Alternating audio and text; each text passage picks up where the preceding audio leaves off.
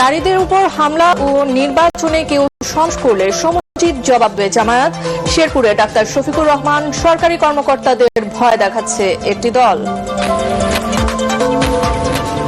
দীর্ঘ 21 বছর পর কাল খুলনায় যাচ্ছেন তারেক রহমান। নেতা কর্মীদের মাঝে উচ্ছ্বাস।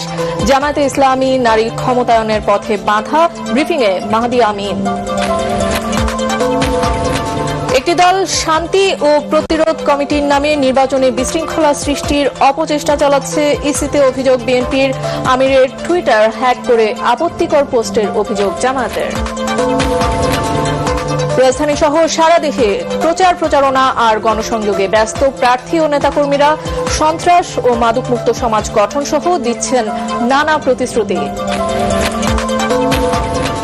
আশুলিয়ায় 5 মরদেহের সাথে জীবিত একজনকে পোড়ানো সহ 7 জনকে হত্যার রায় 5 ফেব্রুয়ারি। চাংখারপুলে 6 জনকে হত্যার মামলায় প্রসিকিউশনের 2টি আবেদন চেম্বার আদালতে মঞ্জুর। এবং বাংলাদেশের উপর ধার্য করা 20% শুল্ক আরও কমানোর আভাস যুক্তরাষ্ট্রের।